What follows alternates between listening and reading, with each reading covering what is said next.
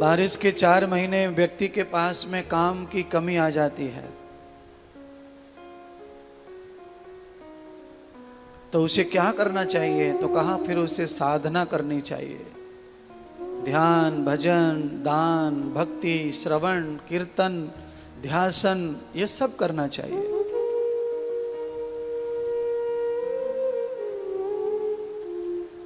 एक बहुत बड़े सेठ थे, बड़ा नाम था उनका, और उन्होंने थोड़े समय में बहुत विकास किया। उनका शरीर जर्जर हो गया, बूढ़ा हो गया, तो उनके पास एक पुत्र था। उन्होंने पुत्र को बुलाकर अपने बड़े होने का, सेठ होने का फार्मूला बताया। कहा कि मुझे मेरे पिता ने जो फॉर्मूला दिया बड़े होने का, सुखी होने का, उन्नतशील होने का, वही फार्मूला पुत्र मैं तुम्हें बताना चाहता हूं, क्योंकि मेरा अब शरीर पूरा होने वाला है। पिताजी क्या फार्मूला है कहें? सेठ ने अपने बच्चे को फार्मूला 4 बात बताई। कहा कि अपने उद्योग पर हमेशा छाया में जाया करो और छाया में आया करो। मेरे मरने के बाद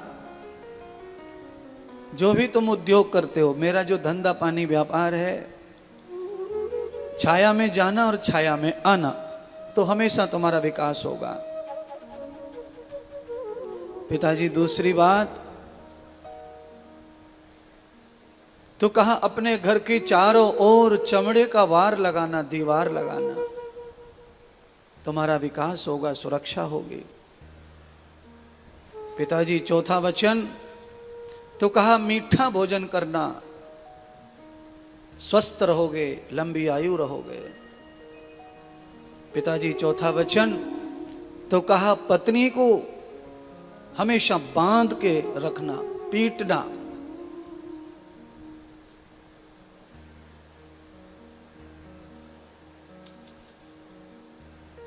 ये वचन सुनाए और सेठ का अंत हो गया, मृत्यु को प्राप्त हो गया। पिताजी का संस्कार करके, 13वां 12वां करके, ब्राह्मण आदि सब कर्म करके, शुद्धि करके, आज पिता की सब व्यापार को संभाल लिया इसने। और पिताजी जो कह गए थे उसी पर इसने अमल किया, आचरण किया। तो इसने आचरण कैसा किया कि घर से लेके दुकान तक इसने टेंट डलवा दिया। पिताजी बोल के गए कि छाया में जाना और छाया में आना।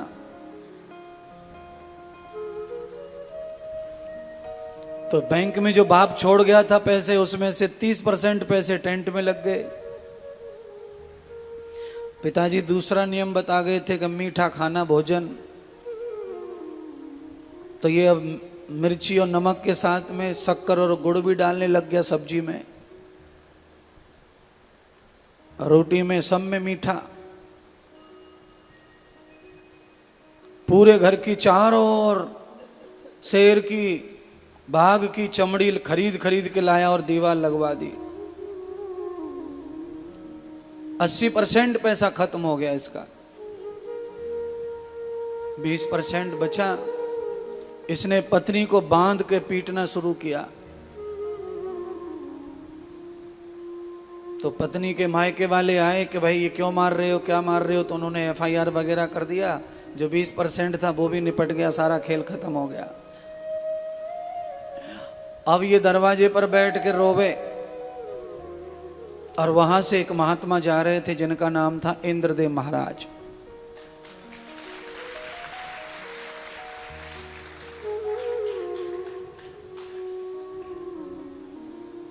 महात्मा ने पूछा भैया क्यों रो रहा भाई, क्या बात है? तो कहा महाराज मेरा सब बर्बाद हो गया बाप के कहने से। मैंने बाप का कहना मान लिया, सब खत्म हो गया, मेरे पास कुछ नहीं बचा है। तो कहा ऐसा क्या तेरे पिता ने बताया था तुझे जिससे तेरा नाश हो गया? तो कहा मेरे पिताजी बहुत धनवान सेठ थे, और उन्होंने कहा कि तू मुझसे भी बड़ा धनवान बनेगा, मेरी बात मानेगा तो।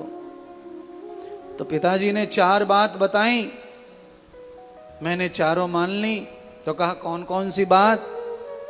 तो कहा पिताजी ने पहली बात कही थी कि दुकान पर छाया में जाना, छाया में आना। तो मैंने छाया करवा दी, टेंट डलवा दिया। महात्मा कहने लगे पिताजी ने तो अच्छा बताया था, पर तू उनके बात का अर्थ जो है तूने सही नहीं किया, तूने गलत अर्थ निकाल लिया। भाई तेरे पिताजी का कहना यह था कि छाया में जाना, छाया में आना, मतलब सुबह जल्दी चले जाना और शाम को जल्दी आ जाना। तो तेरा व्यापार, तेरा उद्योग, तेरा विकास, तेरी उन्नति हमेशा होगा।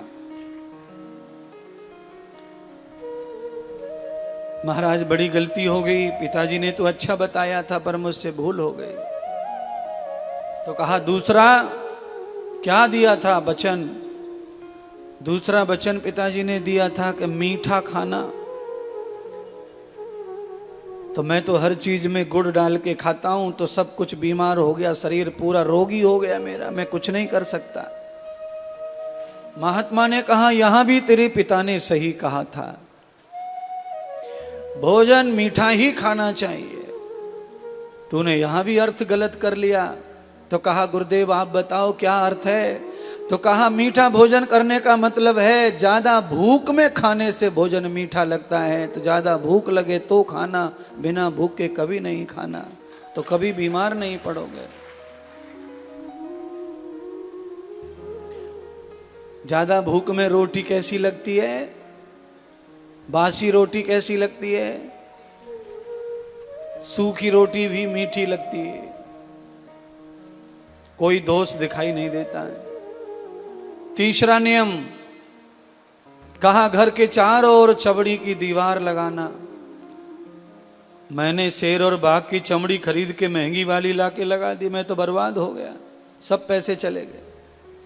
महात्मा ने कहा चौथा भी सही बताया था तेरे पिता ने, तूने अर्थ नहीं समझा।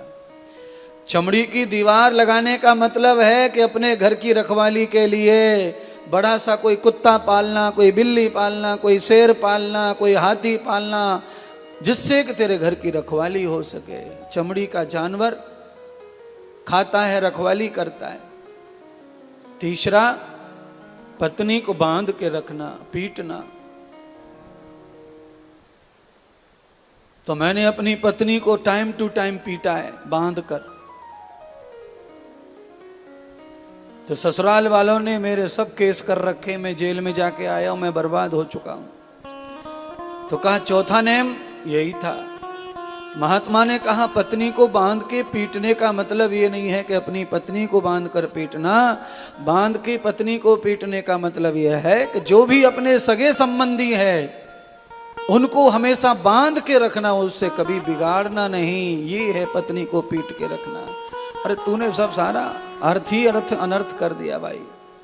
बंधुओं, महात्मा ने समझाया उस बनिया के बालक को, तो वो पछताया और उसने फिर गुरुदेव के अनुसार अर्थ को समझा और फिर उसने जीवन शुरू किया। तो वो पिता के कहे अनुसार ही बड़ा आदमी बन गया, फिर से उत्तम आदमी बन गया।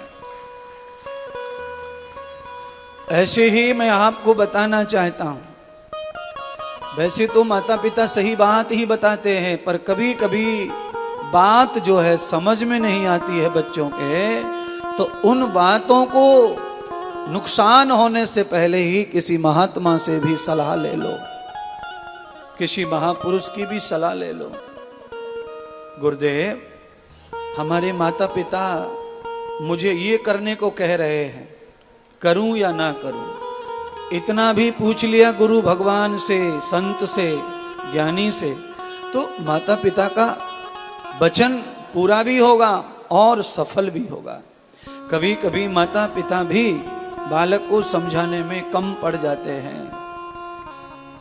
सेठ ने बच्चे को बताया सब कुछ, पर सूत्र के आधार पर बताया, इसलिए वो अर्थ सही नहीं कर पाया, तो उसने टेंटी लगा दिया छाया के चक्कर में। अब आप सब समझ लो, मेरे पास आकर के जो माथा फोड़ते हैं उनके लिए दृष्टांत है।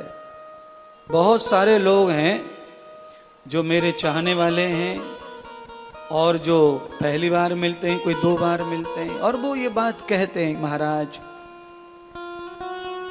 धंधा चौपट हो गया, धंधा चौपट हो गया, धंधा चौपट हो गया। ये ध्यान करना, आप बाजार में कुछ भी लेके बैठे हो बेचने के लिए, मैं चैलेंज से कहता हूं वो बिकेगा, वो बिना बिके रह नहीं सकता, और उसमें मार्जिन के साथ ही बिकेगा, लाभ के साथ ही बिकेगा, वो घाटे के साथ नहीं बिकेगा। पर उसके लिए जो बताया है कि छाया में जाओ और छाया में आ जाओ, सूर्य अस्त होते ही विश्राम कर दो और सूर्य उदय होते ही प्रारंभ कर दो दिया जला के। अरे 10-11 बजे खोलो, फिर 10-12 बजे बंद करो, घर पे आओ, कब खाओ कब सोओ, सब सारा जिंदगी बेकार, सारी जिंदगी खराब।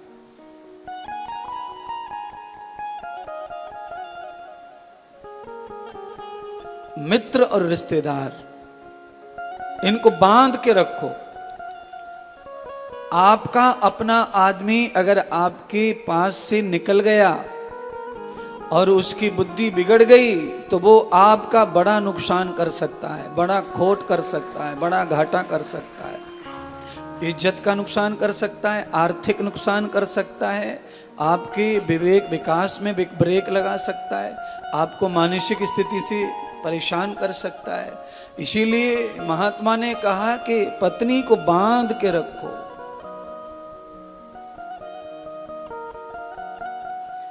और जो अपने रिश्तेदारी में जो गुणवत्ता, जो अपने प्यार पहचान वाले हो जाते हैं, उनको किसी भी स्थिति से फ्री कर दो, जिससे वो भी फ्री हो जाएं, आपका नुकसान ना करें।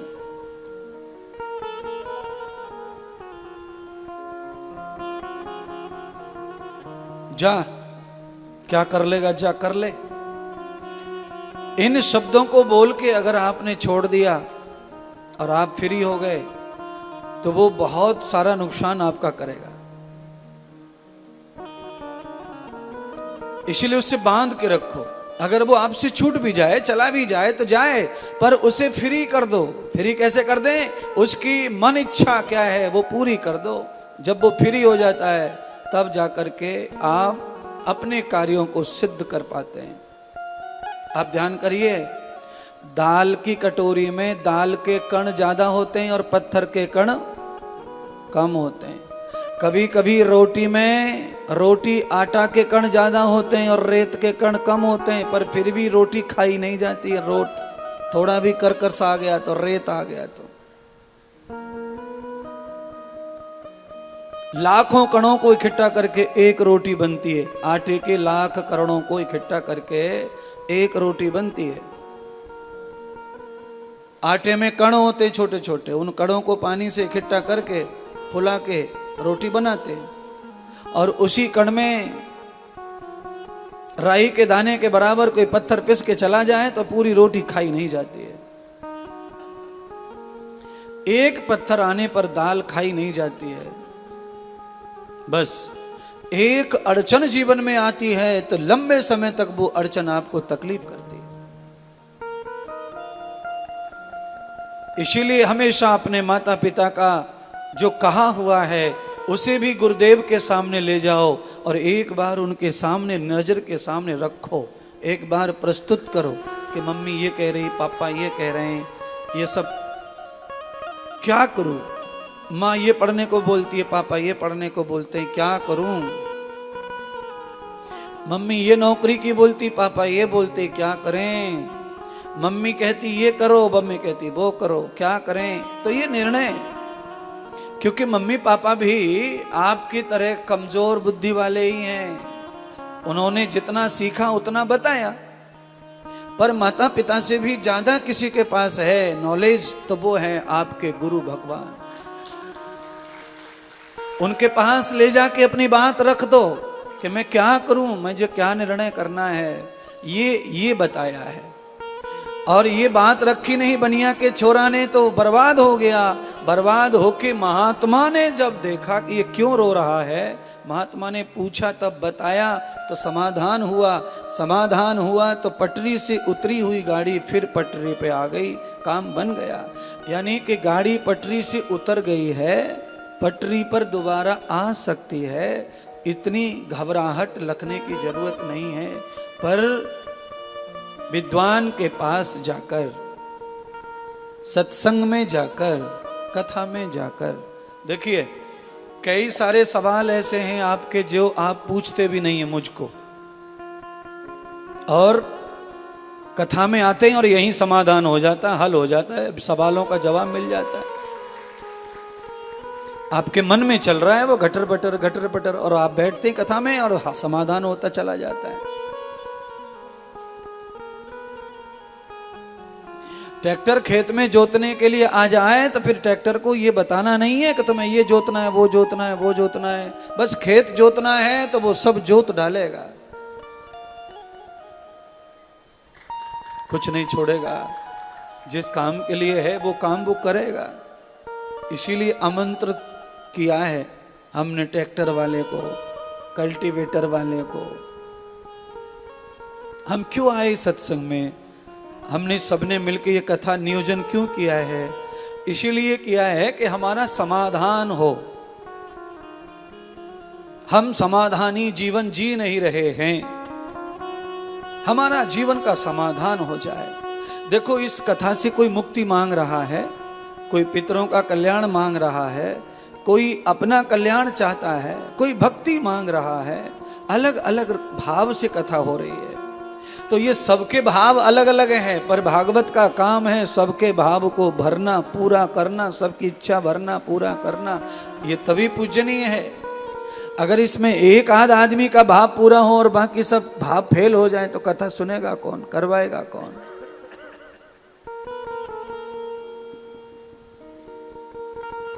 सबके भाव को पूरा करने के लिए कथा हो रही है।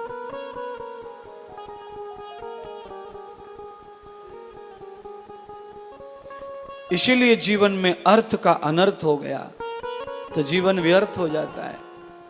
देखो हमारे शास्त्रों का भी ऐसा ही हुआ है, हमारे पाठ्यक्रम का भी ऐसा ही हुआ है। पर अभी ये जो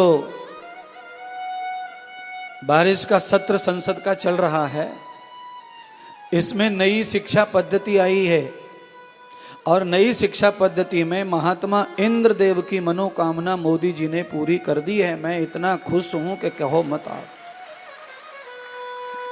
मैं सबसे ज्यादा कथा में गाली देता हूं एक राक्षस को, उसका नाम है मैकाले। मैकाले की शिक्षा पद्धति को खत्म कर दिया मोदी जी ने, भारत में लागू कर दिया भारतीय शिक्षा पद्धति। सीबीएसई वेड का इंटरनेशनल आप जो पढ़ाई पढ़ेंगे वो पढ़ाई भी आप अब अपनी भाषा में पढ़ पाएंगे। इतना बढ़िया हो गया, सब कुछ सीखने को मिलेगा अब आपको। इसीलिए कभी कभी देर लगती है समय आने में, बदलने में। राम के बाद भगवान इतने हजार वर्षों के बाद आए कृष्ण, तब उन्होंने समाज को बदला, चीजों को बदला। ऐसे ही हमारे यहाँ सरकारों में है, बहुत समय के बाद कोई अच्छे लोग आते हैं जिनका काम अच्छा, बुद्धि अच्छा काम करती है, जो पीड़ित होते हैं इन चीजों से। और महाराज मुझे कोई ऐसे प्रधानमंत्री बना दे, ऐसे बिना चुनाव के ले जाके भाई तू बन जा, 5-7 महीने काम चला ले, तो मैं तो कह रहा हूं महाराज चौधरी चरण सिंह की तरह 6 महीने भी मुझे कोई प्रधानमंत्री बना दे तो मैं तो सब संभाल लूं इस सिस्टम को। सबसे पहले बाहर से आई हुई सारी बुराइयों को बाहर विदा करो। आप ध्यान करना। अच्छा बताओ, घर में कूड़ा कहां से आता है? कूड़ा बाहर से। अच्छा झाड़ू कहां ले जाता है कूड़ा को? फिर बाहर ले जाता है। फिर घर कैसा हो जाता है? साफ हो जाता है। बस वही मैं करना चाहता हूं जो रोज घर में हम करते हैं, वही देश के लिए जब हम करेंगे, राष्ट्रपति, प्रधानमंत्री, सरकार मिलकर, तो देश पूरी तरह साफ हो जाएगा। और देश का पैसा, देश का सोना, देश की चांदी, देश का खाद्य, देश का अनाज देश में ही घूमेगा तो देश मजबूत होगा और सबके पास में समान धन होगा। किसी के पास ज्यादा नहीं होगा, किसी के पास कम नहीं होगा। तब राम राज्य अपने आप प्रकट हो जाएगा। सब समान हो जाए, राम राज्य बन गया। और जब सब समान हो जाते हैं तो किसी को किसी की भी अहित या हित की सोचने की जरूरत ही नहीं पड़ती है। बोलो,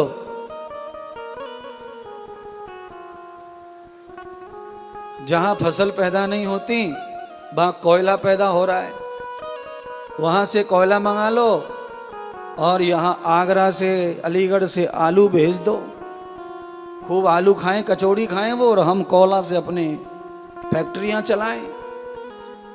तो जो हमारे पास है उसको अदला बदला करें, पर हमारा हो क्या रहा है, हमारी व्यवस्था क्या हो रही है कि 160 रुपए 80 रुपए किलो टमाटर बिक गया। जिनके पास टमाटर थे वो तो माला माल हो गए, पर जिनके पास खाने का था टमाटर वो कंगाल हो गए। बड़ी समस्या। आपत्ति पड़ने पर ऐसा अगर होगा तो फिर देश में फिर हलचल होगी, फिर कभी गरीबी दूर नहीं होगी। चाहे कैसा भी संकट हो, पर किसी भी चीज का रेट कम ज्यादा ना हो, संतुलित बना रहे, तो फिर ये व्यवस्था अच्छी है। ऐसे ही हमारे समाज और आध्यात्म की व्यवस्था है। जैसे विपत्ति आने पे टमाटर महंगा हो गया, बारिश आ गई, बाढ़ आ गई, टमाटर इतना महंगा हो गया, आलू भी खूब महंगा हो गया, और भी कई चीजें बहुत महंगी हो गई, मान लो। ऐसी आध्यात्म का है, भजन ध्यान का है। अगर किसी संकट के आने पर, किसी अव्यवस्था के बिगड़ जाने पर, किसी सिस्टम को टूट जाने पर, जब हम व्यवस्थाओं में उलझ जाते हैं, जब व्यवस्थाएं बिगड़ जाती हैं, उस स्थिति में अगर हमारा ध्यान छूट जाए, भजन छूट जाए, दान छूट जाए, सेवा छूट जाए, तो ये परिस्थिति कौन सी है? ये परिस्थिति वही है टमाटर वाली। किसी भी परिस्थिति में हम नॉर्मल ही बने रहें, ये है आध्यात्म का विकास, ये है मानसिकता का विकास, ये है आत्मिक बल का विकास। अगर आत्मा में पावर है, मानसिक पावर है, तो हर परिस्थिति में हम अपने आप को समानता के साथ में उसी रेट में खरीद सकते हैं, बेच सकते हैं, भोग सकते हैं। यही अच्छा है।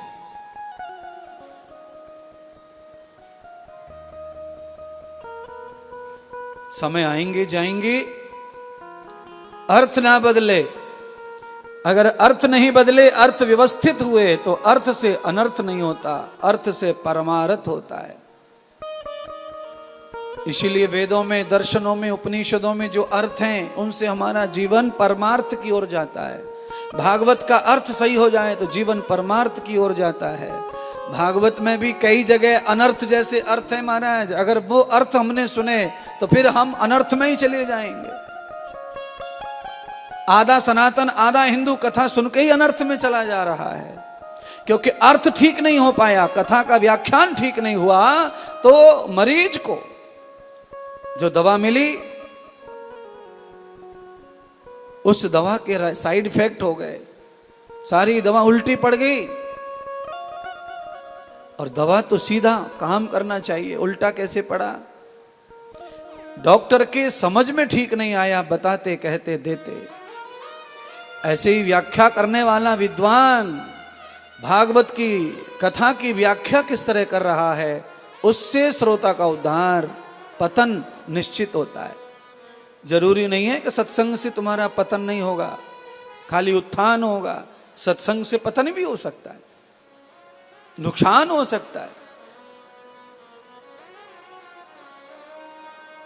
महात्मा बुद्ध ने कहा, रात्रि में प्रवचन चल रहा था महात्मा बुद्ध का, महात्मा बुद्ध ने कहा कि रात हो रही है, समय बीत रहा है, समय का ध्यान रखो, नहीं तो जीवन सफल नहीं होगा। सत्संग में कोई जेब कतरा बैठा हुआ था, चोट्टा, उसने सुना महात्मा की बात को। उसने कहा, भाई सही कह रहे हो बाप रे, 11 बज गए, मुझे तो फरे में डकैती डालनी है, मेरा तो टाइम निकला जा रहा है, और ये पहली नींद आएगी तो सब महात्मा सही बता रहे हैं, समय का ध्यान रखो, समय बीत रहा है, समय गया तो जीवन सफल नहीं होगा। तो महात्मा ने कहा कुछ और उसने अर्थ निकाला कुछ। सत्संग से उठ के गया, घोड़ों पे सवार हो गया, सब साथी ले लिए और डांका डालने लगा। एक वैश्या बैठी थी, उसने भी उसी का अर्थ किया, समय बीत रहा है, समय का ध्यान रखो। उसने कहा मैं तो पैसे लेके बैठी फलाने साहूकार से, मुझे तो उसकी हवेली पे जाना है, अगर मैं नहीं गई तो वो तो मुझे फांसी पे चढ़ा देगा, 12 बजने वाले, मैं 12 बजे का ही टाइम दिया था। वो उस काम के लिए चल पड़ी। ये अर्थ के अनर्थ है। आदमी अपनी जिंदगी जैसी जीता है वैसे ही वो अर्थ निकालता है, कथा के, प्रवचन के, हंसी के, मजाक के। अच्छा, कथा में कई बार बार ये कहा जाता है विषयों से बचो, विषयों से, तो लोग विषयों का नाम सुनकर ही अर्थ अलग ही ले जाते हैं, अलग दिमाग में अर्थ घूमता है उनका। वो विषय माने खाली अय्यासी को विषय मानते हैं बस।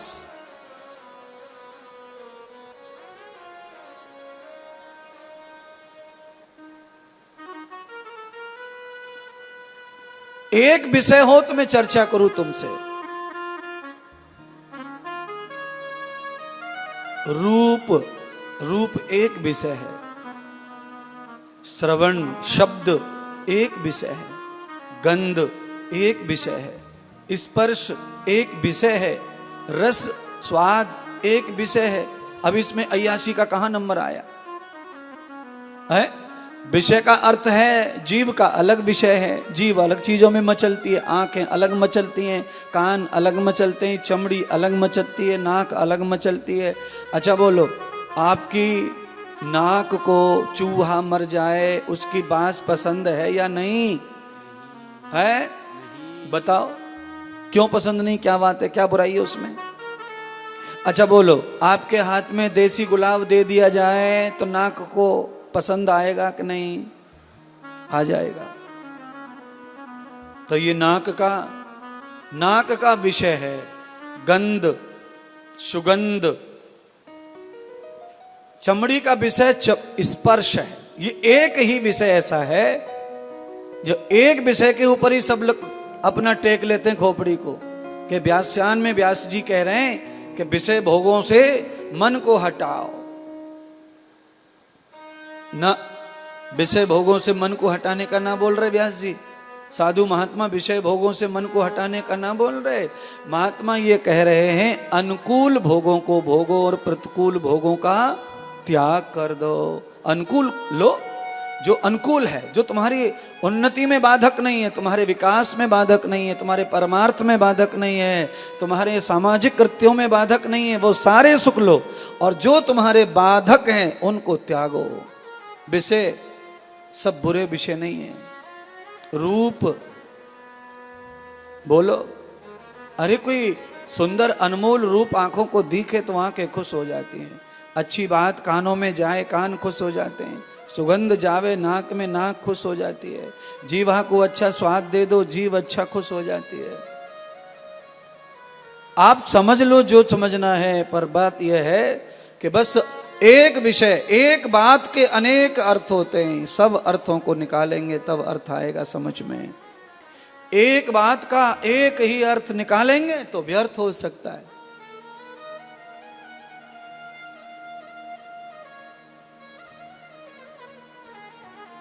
शब्दों ही शब्दों में सारा ज्ञान।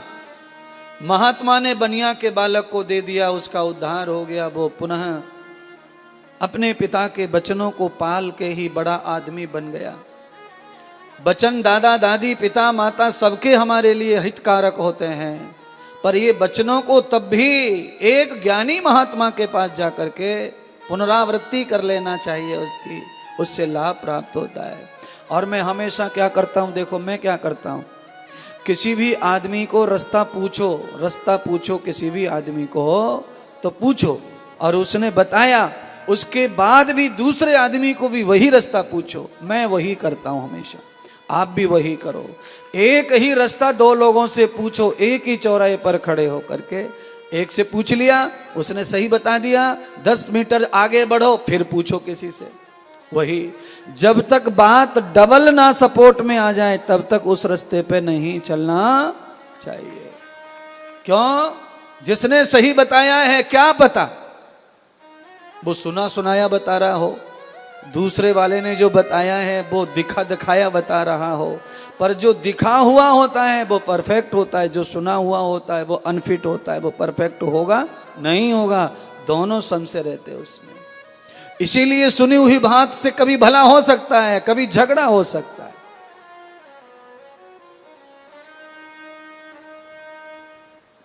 अनुभव की बात हमेशा परफेक्ट और सही जीवन को आचरित करती है। इसीलिए अनुभव का ज्ञान ही सबसे ज्यादा शास्त्र है, उत्तम शास्त्र है, उत्तम वेद है। अनुभव का ज्ञान ही सबसे बड़ा उत्तम वेद। इसी पर आपको बने रहना है बंधुओं।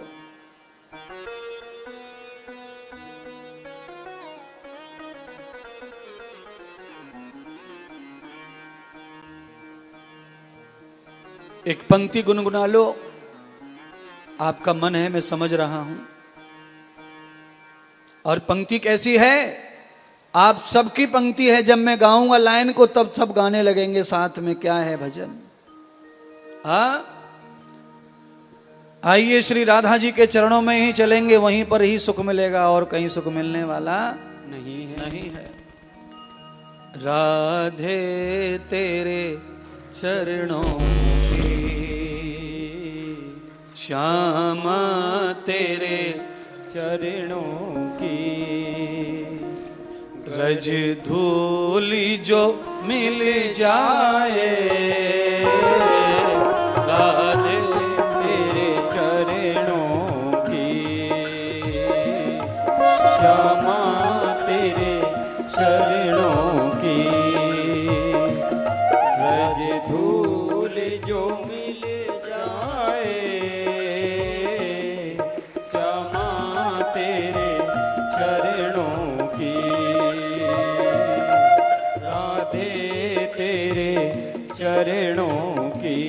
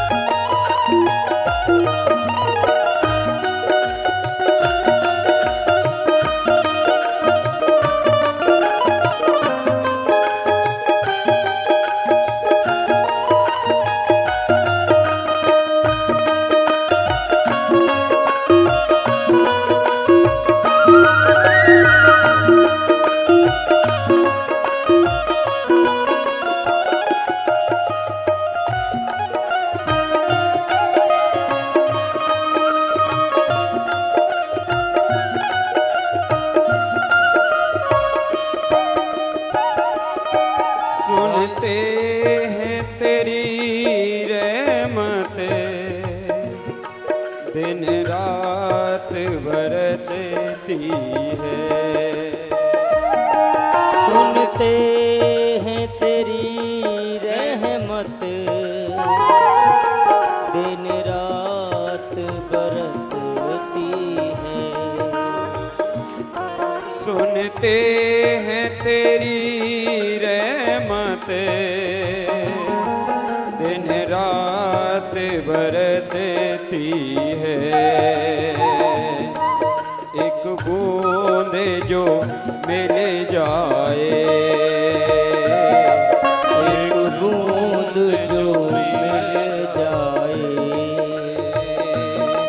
दिल की कली जो खिले जाए,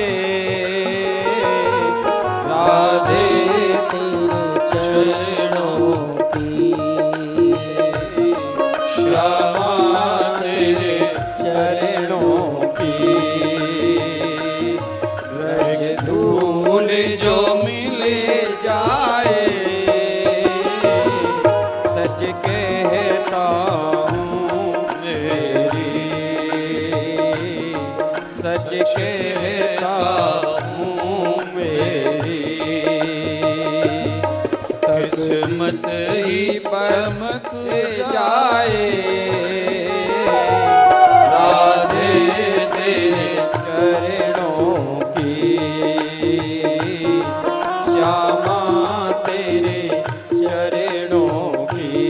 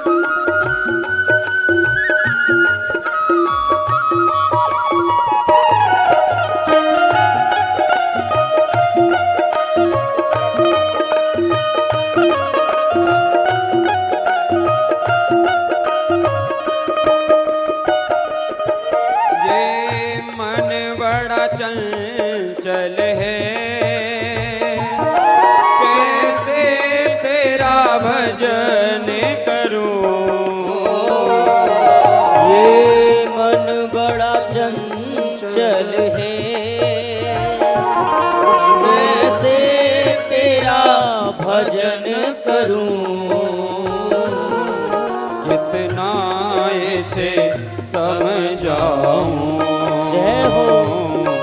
जितना इसे समझाऊं उतना ही मचले जाए राधे तेरे चरणों की, श्यामा तेरे चरणों की।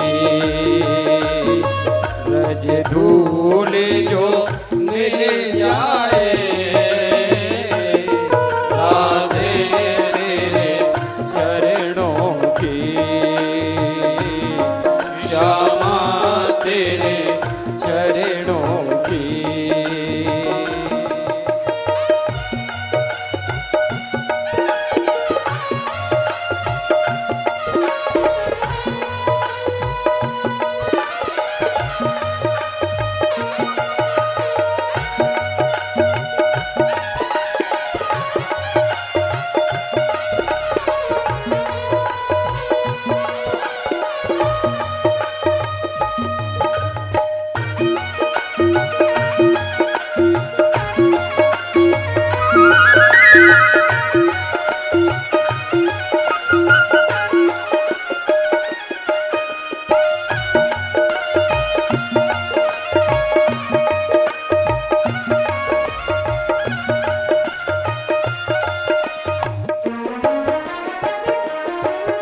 नजरों से गिराना ना चाहे जितनी सजा देना, नजरों से गिराना ना चाहे जितनी सजा देना। श्री राधे। नजरों से गिराना ना चाहे जितनी सजा देना, नजरों से जो गिर जाए, नजरों से जो गिर जाए, मुश्किल है संभल पाए राधे तेरे चरणों की, श्यामा तेरे चरणों की। ब्रज धूल जो मिल जाए श्यामा तेरे चरणों की, राधे तेरे चरणों की। सच भूल जो मिले जाए, सच कहता हूँ मेरी, सच कहता हूँ मेरी, किस्मत ही बदल जाए राधे तेरे चरणों की, श्यामा तेरे चरणों की, राधे तेरे चरणों की, श्यामा तेरे चरणों की। जय जय श्री राधे सतगुरुदेव भगवान की जय हो, भागवत महापुराण की जय हो। जय जय श्री राधे राधे राधे। जय जय श्री राधे। बंधुओं, कथा कहाँ सुन करके पहुंच गई? कल आपने कथा सुनी थी महाराज परीक्षित का कैसे जन्म हुआ, पांडवों का कैसे उद्धार हुआ,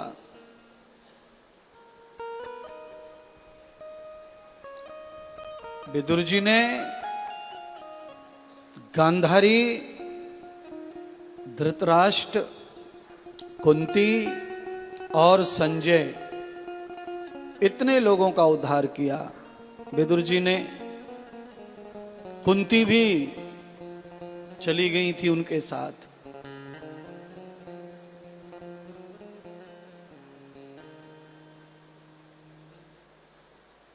बाद में नारद जी ने संदेश दिया कि उनकी गति हो गई। फिर नारद जी के साथ पांडव चले गए। पांडवों ने परीक्षित को कलयुग का ज्ञान दिया। भगवान श्री कृष्ण ने पांचों पांडवों को कलयुग का ज्ञान दिया था और वही ज्ञान आज पांडवों ने परीक्षित को दिया। कलयुग आएगा तो कलयुग में क्या होगा, कैसे समझें? तो भगवान श्री कृष्ण ने पांचों पांडवों को कहा था।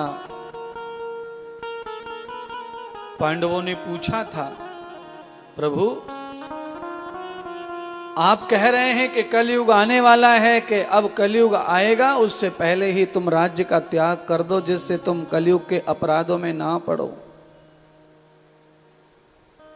और बिल्कुल सच बात कही भगवान ने। मैं भी आपको भगवान की बात ही कहना चाहता हूं कि कलयुग भयंकर आ रहा है। आप जल्दी से जल्दी त्याग करो संसार का और सीधा भगवान का ध्यान करो। ये जो तालियां बजी हैं, ये अच्छी बात के लिए बजी हैं कि सुधरने के लिए बजी हैं? तो बताओ।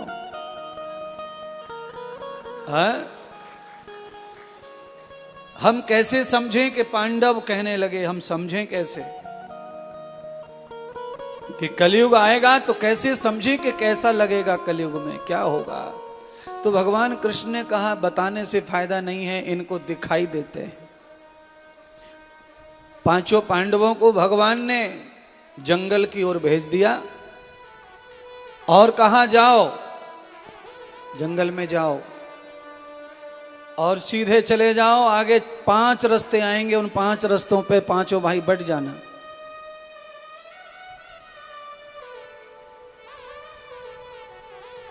पांचों भाई चले गए। आगे कोई चौराहा आया जंगल में, वहां 5 रास्ते थे। भगवान के कहे अनुसार पांचों रास्तों पे बट गए।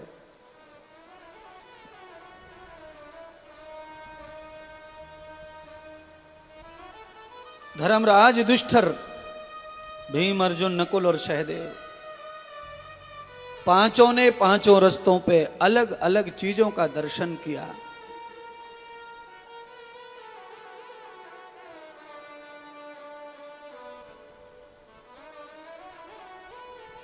युधिष्ठिर ने देखा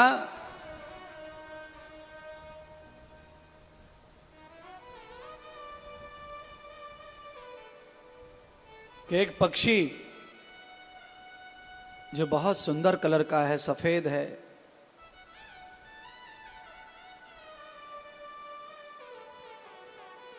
बैठा हुआ है और कीड़े मकोड़े खा रहा है।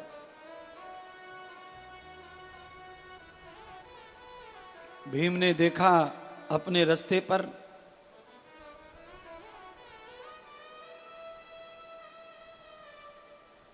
कि एक पक्षी उड़ के आ रहा है, उसकी पंखों पे वेद मंत्र लिखे हैं।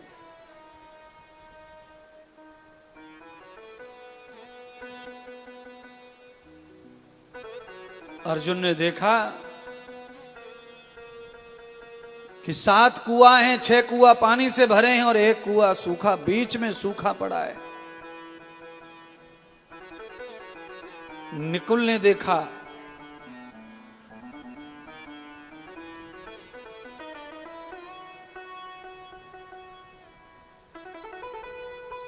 एक हाथी है जिसके 2 सूंड हैं। सहदेव ने देखा कि एक बहुत बड़ा पत्थर ऊपर से गिरा है और एक छोटी सी पहाड़ की उगने वाला जो पौधा एक छोटे से पेड़ के डाली से आके टिक गया है। इतना बड़ा पत्थर, जिस पत्थर को बड़ी बड़ी चट्टानें रोक नहीं पाई, उस पत्थर को एक छोटी सी डाल ने रोक लिया है। पांचों पांडव सूर्य अस्त हो गया, लौट कर आए भगवान श्री कृष्ण के पास। कहे अनुसार भगवान ने एक ही दिन के लिए भेजा था, सुबह जाओ शाम को लौट के आओ, मैं तुम्हें कलयुग का दर्शन कराना चाहता हूं। पांचों पांडवों ने आकर के अपनी दिन भर की कहानी सुनाई भगवान को। सबसे पहले धर्मराज से पूछा, धर्मराज तुमने क्या देखा? तो कहा परमात्मा, मैंने देखा कि एक पक्षी बहुत सुंदर है, पर वो गंदी वस्तु खा रहा है। भगवान ने कहा कलयुग में जो तुमने देखा है यही पक्षी कलयुग में इंसान बन के आएगा।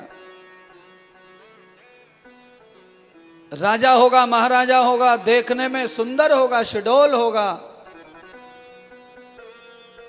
पर इसका खान पान इसकी सुंदरता से बिल्कुल विपरीत होगा। तो समझ जाना कलयुग आ गया। भीम से पूछा, भीम तुमने क्या देखा? भीम ने कहा कि मैंने परमात्मा एक पक्षी उड़ रहा था, उसकी मैंने पंखों के ऊपर वेदों के मंत्र देखे।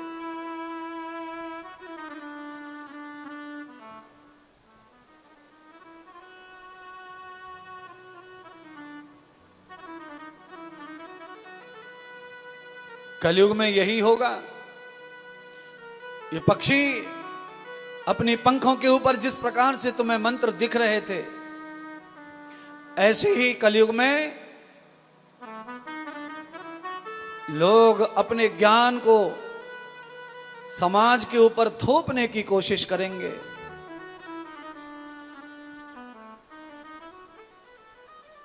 मेरा ज्ञान श्रेष्ठ है ये बताने के लिए ही वो संसार में उड़ते भागते रहेंगे जिंदगी भर दौड़ भाग, पर किसी का कल्याण नहीं कर पाएंगे ज्ञान से। समझ जाना कलयुग आ जाएगा।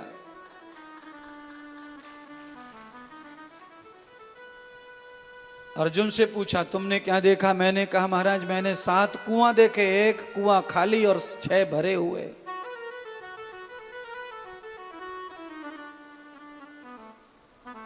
तो कहा कलयुग जब आएगा तो ऐसा ही होगा। 7 में से 6 कुएं अगर भरे रहेंगे तो वो भरे रहेंगे, और 7वां खाली रहेगा तो वो खाली रहेगा, पर वो 7 के 7 मिलकर कभी भी उस गरीब का भोजन और चूल्हा नहीं चलाएंगे। कलयुग में कितना भी आदमी अमीर हो जाएगा पर वो गरीबों के लिए कभी भी पिघलेगा नहीं। ये कलयुग जब आएगा तो ऐसा हो जाएगा।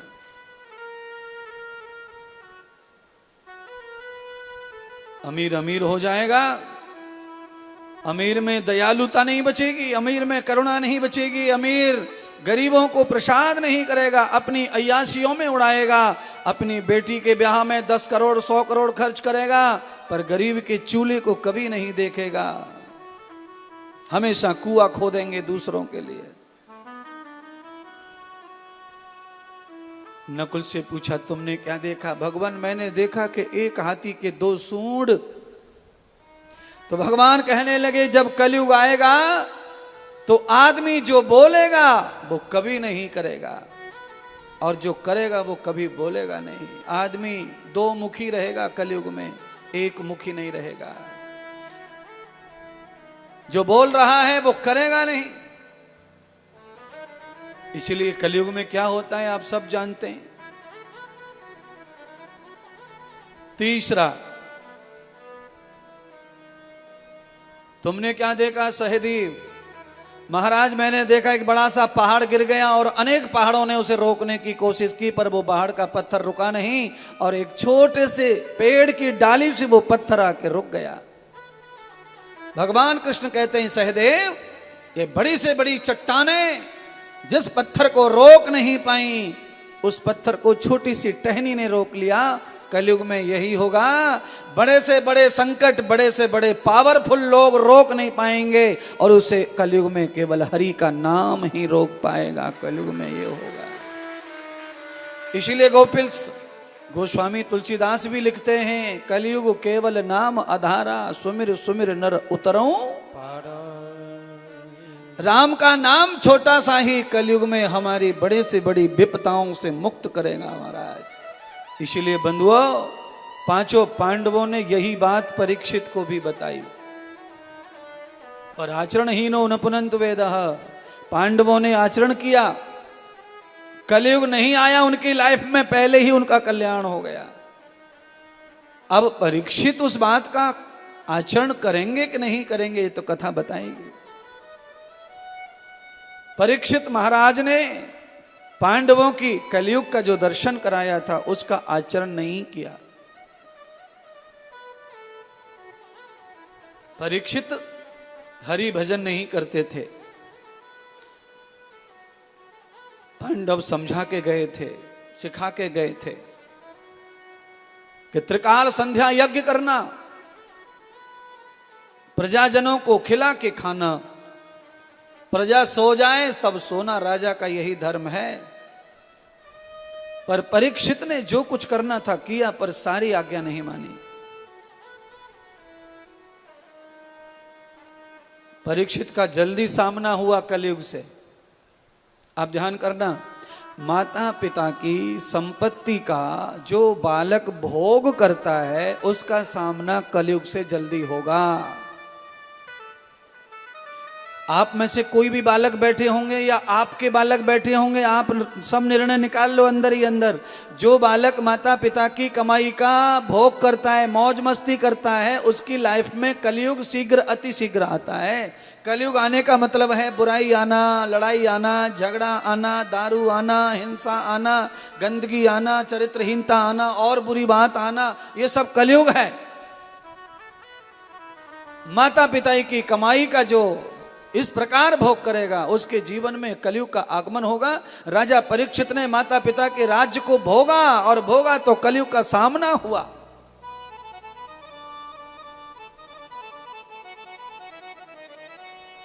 लंबे समय तक कलयुग का सामना कलयुग में रह के भी नहीं हो सकता है। माता पिता की संपत्ति का लालच हटाओ मन में से, और माता पिता से पैसा लेके खर्च करते समय दर्द होना चाहिए, पीड़ा होनी चाहिए कि पिता कैसे कमाते हैं, माँ कैसे कमाती है, कैसे घर चल रहा है और हम क्या कर रहे हैं। पर बालकों को चिंता नहीं है इस बात की। बालक अपनी मस्ती में, मौज में। पिता की परिस्थिति नहीं है कि मोबाइल खरीद के बच्चे को दे। बच्चा लड़ रहा है, नाराज हो रहा है, उसे मोबाइल होना। और बच्चों पे अब आजकल एक ही बहाना रह गया, और वो बहाना क्या है? पढ़ाई।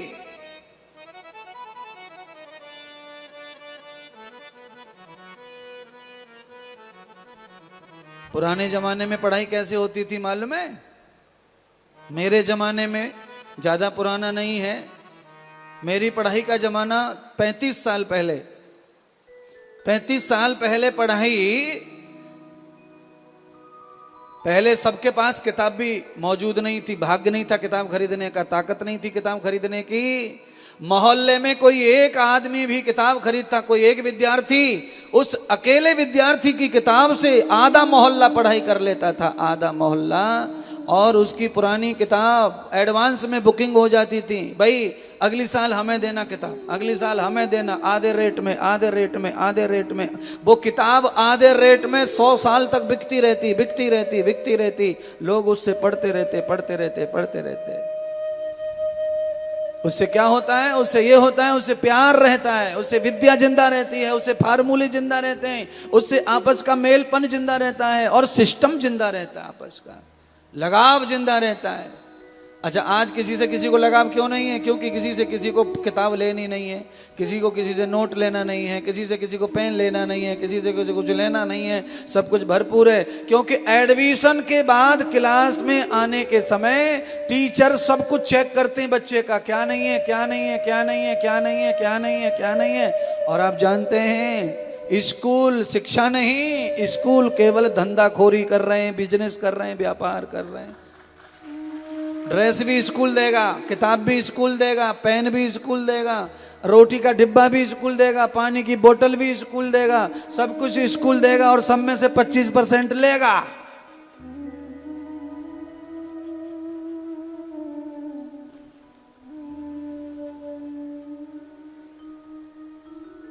अब इसको कैसे कहें सरस्वती का मंदिर, कैसे कहें शिक्षा सदन है ये? अब व्यापार है, करो, चलने दो समाज के साथ जैसा कलयुग है, क्योंकि लिखा हुआ है कलयुग में तो शिक्षा बिकने वाली है, और जो खरीद लेगा वही शिक्षार्थी बनेगा।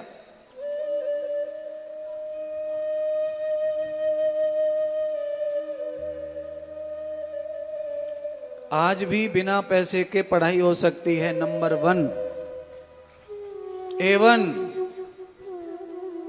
प्रथम श्रेणी की आज भी हो सकती है, कोई चाहे तो करना। आज भी आप नंबर 1 आदमी बन सकते हैं। बदला कुछ नहीं है, सब कुछ वही है, चंदा वही है, सूरज वही है, धरती वही है, गंगा वही है, समुद्र वही है, रोटी का अन्न वही है, कुछ बदला नहीं है। बदला क्या है? मानव का तंत्र बदला है, मनुष्य की अपनी दिनचर्या बदली है, प्रकृति का सेम टू सेम है सब कुछ। और परिणाम कौन भोग रहा है? तंत्र भोग रहा है, जो बदला वही भोग रहा है। चिड़िया को कोई फर्क नहीं पड़ रहा है, चाहे कलयुग आ जाए, चाहे द्वापुर आ जाए, चाहे त्रेता आ जा, कोई फर्क नहीं पड़ रहा हाथी को। उसके लिए सारे युग बराबर है, पर मनुष्य के लिए हर युग का अलग अलग अनुभव है।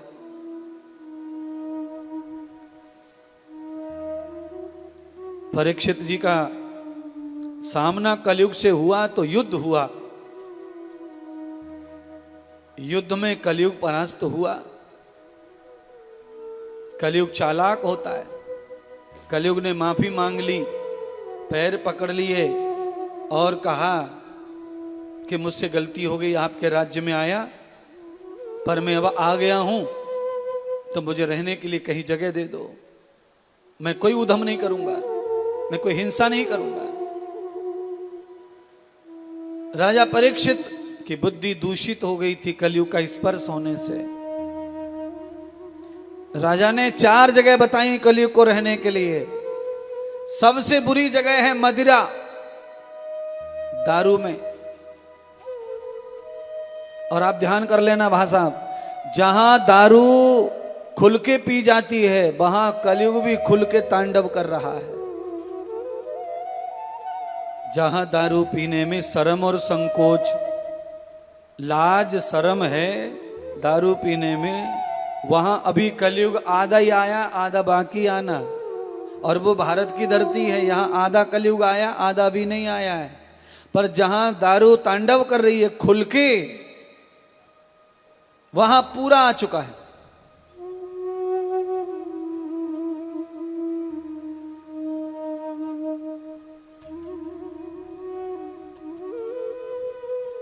भारत में एक नाम जो महिला को दिया गया है वैश्या, ये भारत में नहीं था पहले, ये ध्यान कर लो।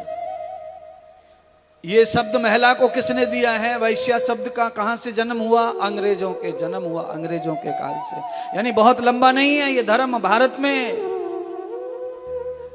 में इस तरह की महिलाएं नहीं है पहले से। ये खाली अंग्रेजों के शासन काल में वो लेके नहीं आए औरतों को, तो उन्होंने यहां अड्डे खोले नालायकों ने।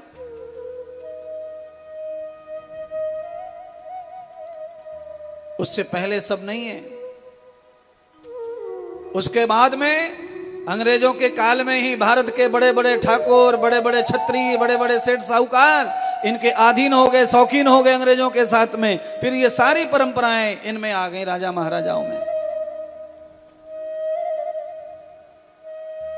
स्वामी महर्षि स्वामी दयानंद जी का कैसे मरण हुआ? अजमेर के राजा को ही तो उन्होंने देख लिया था वैश्या के साथ में। तभी राजा, अजमेर के राजा को जब देखा तो स्वामी दयानंद ने कहा कि शेर पुत्र होकर कुतिया पे मरते हो। बस इसीलिए राजा ने जहर दिलवा दिया, स्वामी जी को मरवा दिया। शौक राजाओं में कहां से आ गए? वहीं से आ गए।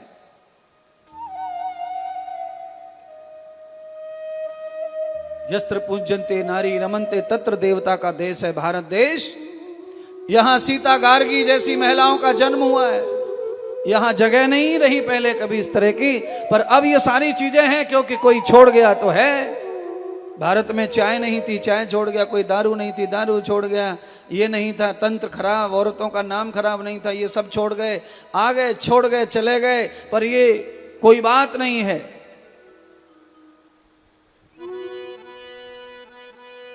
निशान तो हर चीज के रह जाते हैं।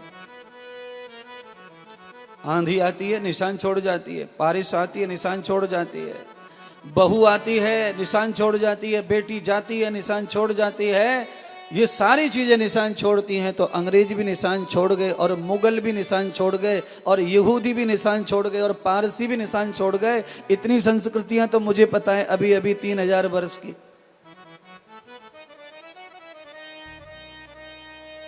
सबके निशान भारत में, और सबका असर हिंदू के ऊपर है, क्योंकि सब तरफ से हिंदू का ही नुकसान हुआ है। हिंदू ही बदला, हिंदू ही बना है, पारसी, बौद्ध, जो कुछ बना वो हिंदू बना है, क्योंकि सनातन के अलावा दूसरा तो संसार में कुछ था ही नहीं।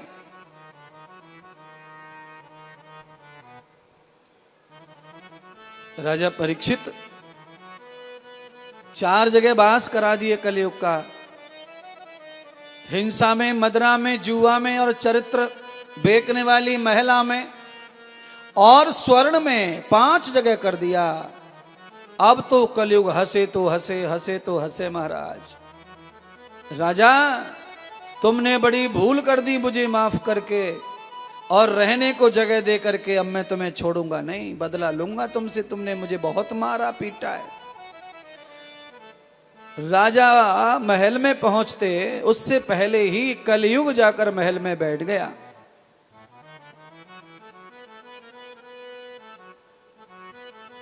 कलयुग कहां बैठा? राजा के महल में, कुबेर के खजाने में, एक बॉक्स में, मुकुट में बैठ गया जाकर के। मुकुट अच्छा नहीं था, मेहनत परिश्रम का राजा का हक नहीं था उस पे। और आप कल्पना करें, सोना मैं पहनता हूं, तुम भी पहनते हो, सब पहनते हैं, चिंता करने की जरूरत नहीं है। जिस सोने के ऊपर हमारा हक नहीं है और वो सोना हमारे हाथ लग जाए, उसमें कलयुग आ जाता है। बस इतना ध्यान रखना है। जो सोना तुम्हारे हक का है उसमें कलयुग कभी आएगा नहीं, कलयुग कभी वास नहीं करेगा उसमें।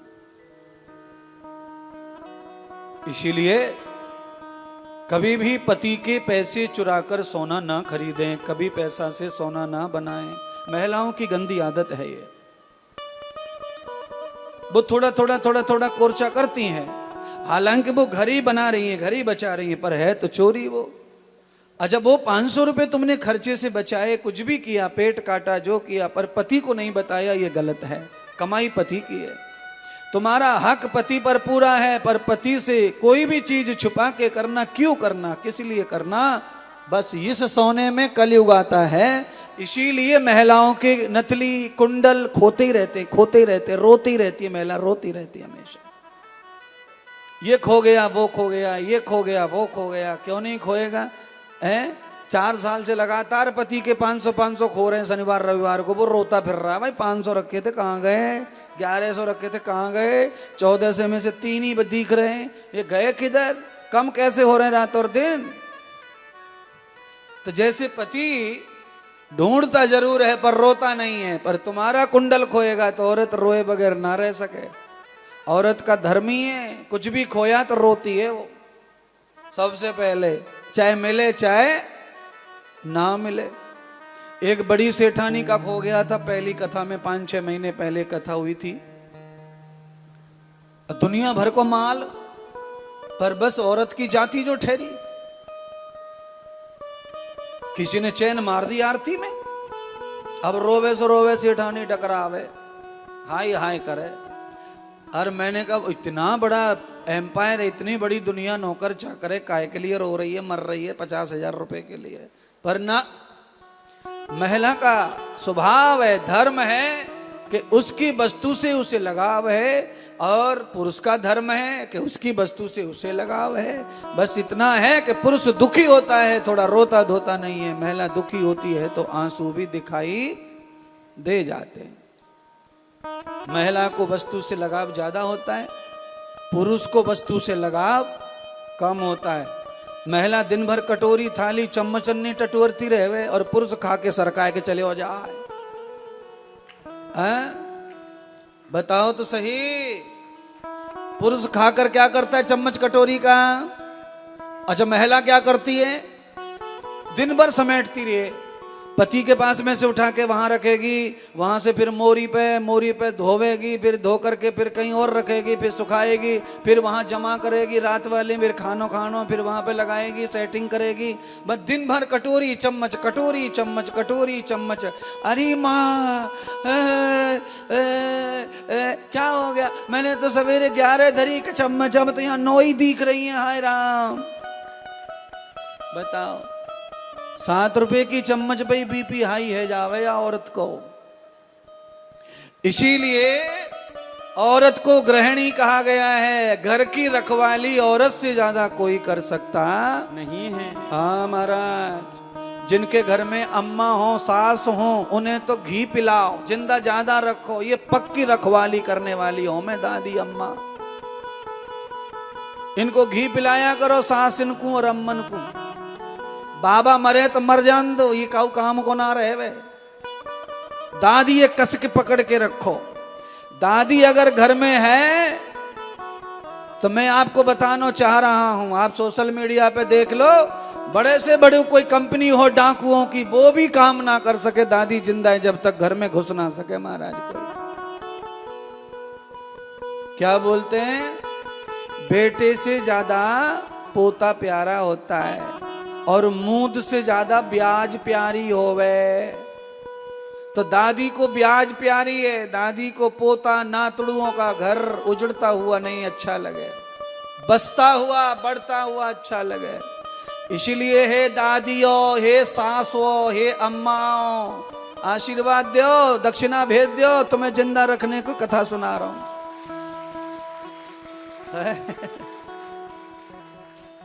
घी पिलाओ, घी मालिश करो घी से दादियों की। चमड़ी, घर की रखवाली को चमड़ी लगाना ऐसा कहा था आज के दृष्टांत में, पर मरी चमड़ी लगा दी सेठ के छोरा ने, और बाप कह के गए हो कि जिंदा चमड़ी रखना दरवाजे पे। बूढ़ा बड़ा जिंदा आदमी घर रहता है तो घर की रखवाली पूरी तरह हो जावे महाराज। आदमी को देख के कुत्ता बिल्ली ना आमे घर में, डरें, चोर उचक्के ना आमे, डरें। चाहे दादी अपायजी पड़ी है खटिया में, पर है इतना ही बहुत है, क्योंकि कहावत है कि चोर के पांव मजबूत होते नहीं है। चोर के पांव बहुत कमजोर होते हैं। चोर घबरा जाता है, काहे से? खांसी से। है चोर काहे से घबरावे? खांसी से। हाँ, चोर को सतावे खांसी, चोर को सतावे खांसी और साधु को सतावे दासी। ये खतरे की घंटी है 24 घंटे। इसीलिए चोर खांसी से डरता।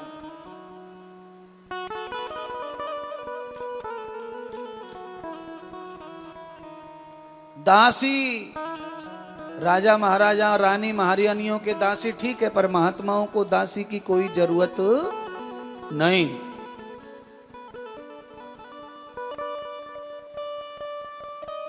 शिष्य रहो, भक्त रहो, ठीक है, दासी फांसी ना हो। बड़ी बड़ी कहावत रखी है लोगों ने, और बड़ी कहावत ऐसी परफेक्ट बैठती हैं कि बिल्कुल सच कहते लोग। ये मेरा नहीं है दासी फांसी का, ये पहले से ये मैंने सुना है कहीं। तो मुझे लगा भाई वास्तव में बहुत सही बात है ये तो है। खाली इतना कर दो, चोर वहां दिखेगा तुम्हें गोकुल में वृंदावन छोड़ के।